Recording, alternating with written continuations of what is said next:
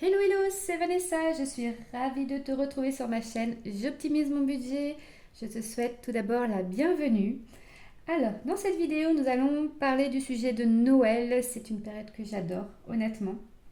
Et moi, c'est vrai que dès la rentrée, je suis un peu une folle, mais dès le mois de septembre, pour moi, c'est déjà Noël dans ma tête, avant même qu'on ait passé Halloween. Mais bon, c'est pas grave, c'est comme ça a toujours été ainsi. Quand je lance ces invitations, des fois on me dit oh là là, tu t'y prends tôt. Et c'est vrai, je m'y prends souvent de bonne heure pour Noël. Alors, dans cette vidéo, on va discuter donc des 7 astuces pour économiser à Noël, évidemment. Cependant, je tiens tout d'abord à préciser que chacun fait comme il veut, chacun fait comme il peut, chacun a une approche personnelle de ces fêtes de fin d'année. Donc je donne simplement mes conseils, il n'y a vraiment aucun jugement à avoir s'il vous plaît. Vous prenez ce que vous voulez, s'il y a quelques points qui vous intéressent, tant mieux. Voilà, pour moi c'est ok, je vous fais un partage en espérant que cela puisse vous apporter de l'aide, hein, clairement, ou vous aider également à préparer, peut-être à anticiper les fêtes de fin d'année. Alors, comme je viens de l'annoncer, donc au niveau des 7 points, pour moi la première chose, honnêtement, clairement, vous avez pu vous en rendre compte dans ma façon de parler, c'est que j'anticipe les fêtes de fin d'année. J'anticipe surtout cette période de Noël euh, parce que anticiper pour moi me permet de ne pas acheter sous l'émotion. Si j'achète le 24 décembre, clairement, même la semaine avant Noël, entre la foule qui est là, la peur des ruptures de stock, je n'ai pas le temps non plus de comparer avant d'acheter. Clairement, si j'anticipe pas, moi je sais que je vais dépenser plus que ce que moi j'avais prévu dans ma tête et c'est stressant. Donc c'est vrai que moi, pour un Noël serein, je m'y prends toujours à l'avance, aussi bien des invitations qui viennent et qui vient pas. Enfin voilà, on les lance. Ça permet de savoir un peu bah, comment va se faire cette fête de fin d'année. Et au niveau des achats, des cadeaux, c'est vrai que c'est agréable d'avoir du temps devant soi. Ça permet en fait de faire de belles économies et on va les voir dans les points suivants. Alors, moi, donc j'anticipe énormément en avance. Cependant, je me fixe un budget. Et là, le fait de se fixer un budget, donc ça peut être un budget global, un budget par personne. C'est vrai que c'est très intéressant, en point numéro 2 de se fixer un budget. Et le plus dur sera de s'y tenir. Alors là, surtout avec mes loulous. Oh là là. Donc je travaille énormément sur ce point, c'est d'essayer de m'y tenir. Et c'est vrai que moi j'apprécie quand je me fixe un budget parce que je peux maîtriser mes dépenses. C'est vrai qu'il y a quelques années de ça, honnêtement, je me fixais pas de budget et arrivé fin décembre, début janvier, bon, on se dit il n'y a plus rien, il n'y a plus rien sur les comptes. Et c'était vraiment problématique de démarrer l'année en se disant oh là là, il va falloir serrer la ceinture, il y a l'hiver à passer, il va falloir s'habiller, enfin voilà. Clairement, je trouve que c'est pas agréable en fait de commencer l'année comme ça pour moi. Donc je me fixe un budget.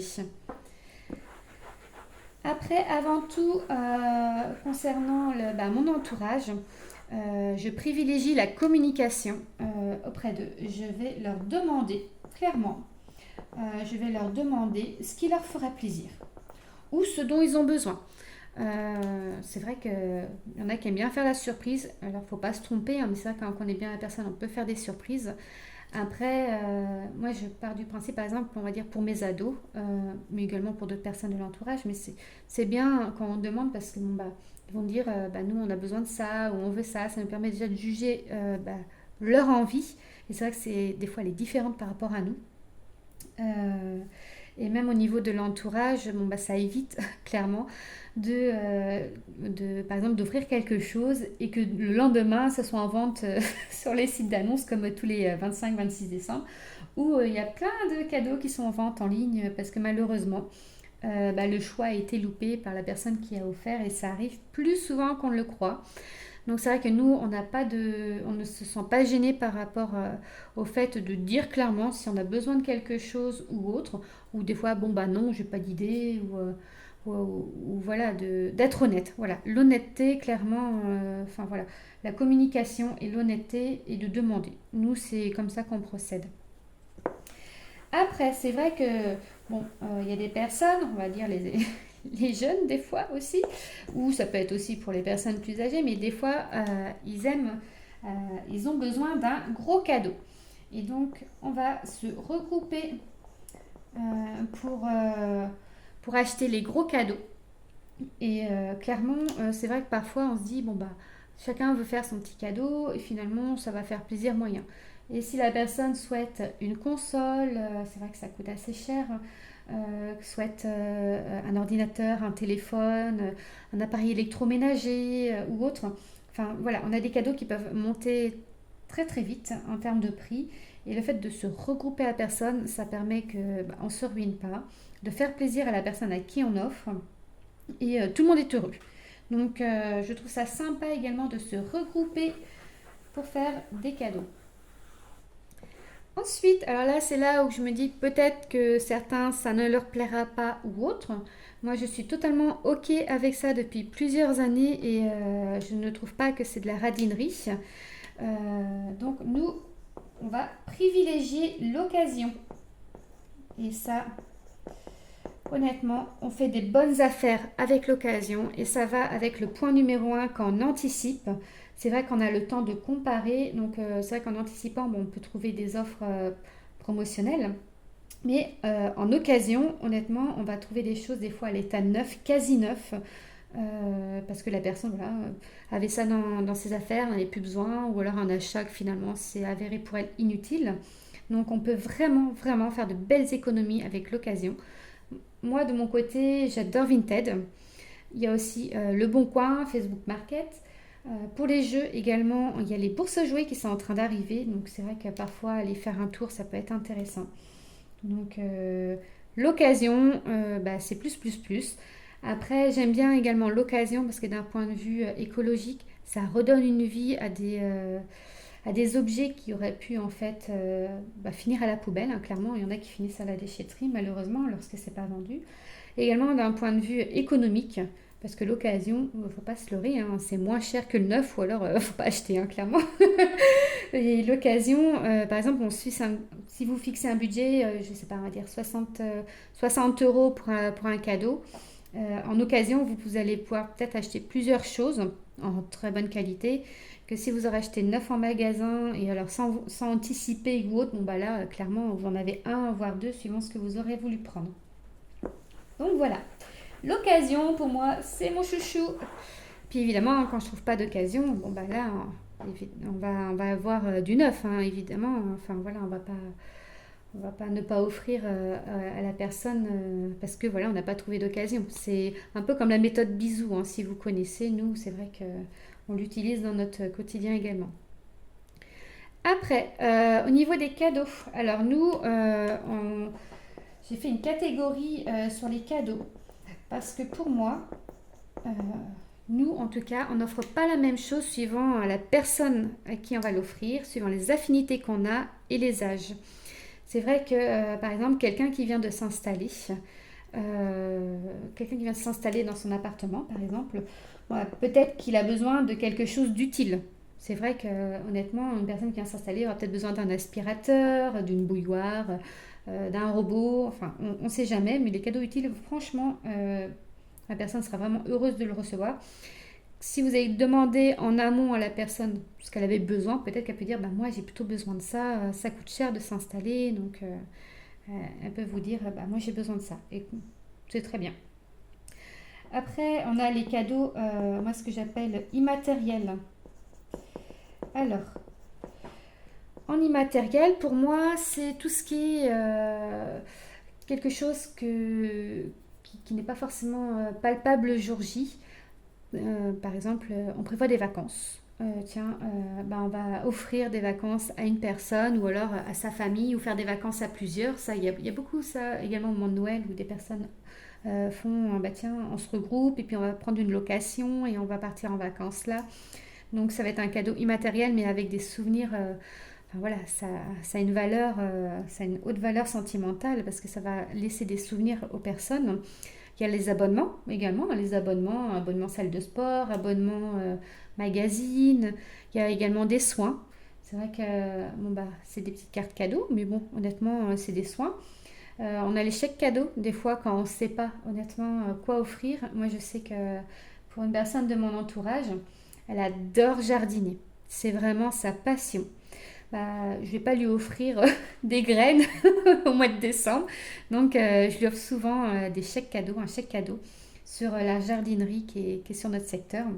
Elle est vraiment heureuse de pouvoir y aller mois de mars, avril, mai, voilà, pour faire ses achats avec son cadeau de Noël. Donc voilà, c'est des idées. Après, on peut privilégier également le fait maison. Alors là, si vous avez un talent particulier, go, honnêtement. Si vous savez faire des créations de toutes sortes, hein, ça peut être aussi des décos, de la couture. Moi, j'ai ma meilleure amie, mais alors elle est trop douée dans ça, elle devrait ouvrir un commerce. Elle nous fait des chaussettes, des vêtements, des tours de cou, des bonnets, enfin, non mais un talent exceptionnel.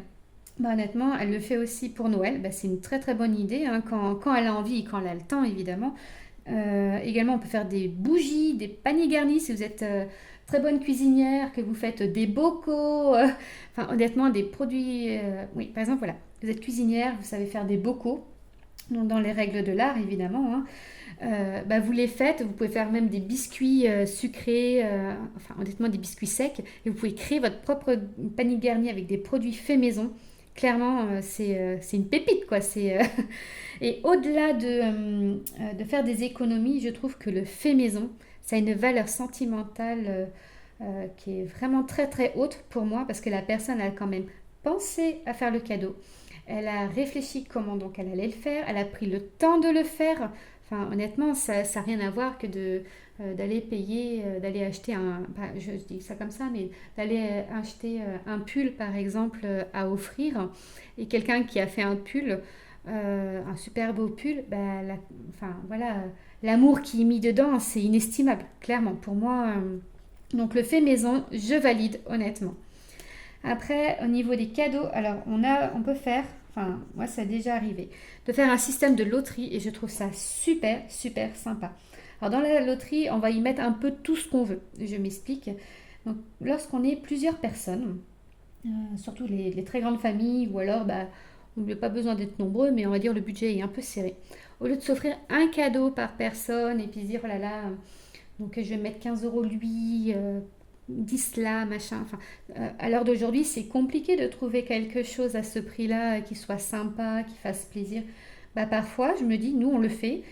Autant se dire, bah, avec toutes les personnes qui seront là au moment de Noël, on se fait un tirage au sort des noms. Donc, faut le faire en avance, hein, évidemment. On ne le fait pas ça le 24 au soir. Mais par exemple, au mois de novembre, chacun voilà, va tirer un prénom. Ou alors une personne est désignée pour tirer un prénom pour chaque personne. Et donc le prénom que j'ai tiré, je vais lui offrir un cadeau. Donc on sera mis tous d'accord pour un montant maximum sur le cadeau de la valeur pour que ça soit équitable pour tous. Après, soit en fait, bah, je vais le donner au moment de Noël, donc c'est moi qui l'offre à la personne bah, pour laquelle j'ai été désignée. Ou alors, et là je trouve ça trop trop fun, c'est le cadeau, la loterie surprise. Donc on ne sait pas qui a offert. Tous les paquets sont mis au pied du sapin avec les prénoms. Et là, bah, chacun va découvrir son cadeau sans savoir forcément de qui ça vient. Et là, c'est le Père Noël, hein. C'est top. Donc voilà, c'est des choses qui peuvent être vraiment sympas et amusantes pour les fêtes de fin d'année. Après, lorsqu'on a vu donc le côté budget bah, de tout ce qui est cadeau. C'est vrai que ça coûte quand même cher mis bout à bout, mais on a un autre poste de dépense qui est quand même assez conséquent et nous, c'est tout ce qui est, nous, mais pour tout le monde, hein. En dernier point, ce sont les menus. Alors là, les menus de repas coûtent très très cher et donc nous, on privilégie de faire des menus économiques dans la mesure du possible. Alors, Ça, c'est propre à chacun, clairement aussi, parce qu'il y a des personnes qui ont besoin d'avoir des belles tables avec de l'abondance, plein de nourriture partout, entrée 1, entrée 2, plat de résistance, fromage, dessert. Enfin, honnêtement, faites-vous plaisir si vous avez, si voilà, c'est quelque chose que vous avez l'habitude de faire comme ça. Et ce sont des coutumes aussi. C'est vrai que nous, on a des coutumes également de. Enfin, chaque famille, voilà, a une façon de faire Noël, ces fêtes de fin d'année. Après, je pense qu'on peut essayer clairement de faire quelques économies sur la partie des repas. Tout d'abord, on peut tenter de réduire les quantités. C'est vrai que parfois, on en a vraiment, vraiment trop. Et le fait de réduire la quantité, voilà, on en a toujours, mais il y en a moins. Voilà, on va faire des économies, on va dire, au niveau du budget course. Après, également, on peut aussi se préparer, hein, se dire, bah tiens, on fait un menu en avance. Donc, on peut se répartir les frais. Ça, c'est vraiment très intéressant de se répartir les frais. C'est vrai qu'actuellement, on sait, hein, avec l'inflation, le panier de courses, il fait que d'augmenter. Donc, là, pour la personne qui reçoit, c'est un coût extrêmement important. Donc, moi, j'aime bien quand c'est équilibré au niveau de, surtout de ces fêtes de fin d'année. On est tous pareils, hein, clairement, à moins d'avoir des revenus extravagants, mais clairement, on est tous concernés par ça. Donc, c'est vrai que nous, on a toujours fait ça, enfin, depuis, toujours fait, enfin, ça fait de nombreuses années qu'on fait comme ça. Soit on répartit les frais, soit alors chacun emmène quelque chose qu'on a défini à l'avance. Donc, on va répartir les frais de réception. Donc, on va répartir la réception. Toi, tu emmènes par exemple les boissons, toi l'entrée, toi tu vas emmener le dessert, le fromage. C'est vrai que ça permet de répartir et d'équilibrer les dépenses. Après également, donc lorsque c'est pas possible, honnêtement, parfois les personnes vivent loin et c'est pas possible de répartir les réceptions, de répartir les frais de réception comme ça, c'est-à-dire d'emmener quelque chose. Vous voyez, imaginez, vous avez 3 heures de route, puis qu'on vous demande d'amener le dessert, ça va être un petit peu compliqué et je le comprends, c'est normal. Mais il existe aussi des applications. Donc je vous en donne une, hein. Après, honnêtement, sur Internet, vous en trouverez d'autres. Des applications, ça va permettre de budgétiser, de répartir les frais. Et ça, c'est vraiment, vraiment top. C'est-à-dire que sur Tricount, on va créer un profil pour chaque personne et chaque personne va noter les dépenses qu'elle a faites. Par exemple, j'ai acheté ça et moi j'emmène. Et pour les personnes qui sont beaucoup plus loin, donc ça va permettre de suivre également les dépenses. Et cette application va équilibrer les frais entre chaque personne qui sont là. Il va faire le calcul et va indiquer, toi tu dois telle somme à telle personne, toi tu dois telle somme à telle personne et ça équilibre tout. Honnêtement, Tricount, c'est une application vraiment géniale. J'ai découvert ça il n'y a pas longtemps et j'adore. Et ça évite la prise de tête. Alors quand on partage et qu'on n'est pas nombreux, ça va. Mais quand on est nombreux et de dire, moi j'ai dépensé 50 euros là, lui il a dépensé 80, l'autre il a dépensé 10, et savoir qui a dépensé et combien on doit à qui, honnêtement des fois on n'a pas envie de s'embêter à faire des maths. L'application Tricount est là et c'est simple et puis c'est très ludique honnêtement. Voilà. Donc j'espère honnêtement que vous avez apprécié cette vidéo. Si vous avez des conseils également pour économiser, honnêtement, n'hésitez pas à me les partager. Et je vous remercie honnêtement de m'avoir suivi. Je vous invite à vous abonner, à liker et à partager la vidéo. Je vous souhaite d'excellentes fêtes de fin d'année. Bye bye, salut!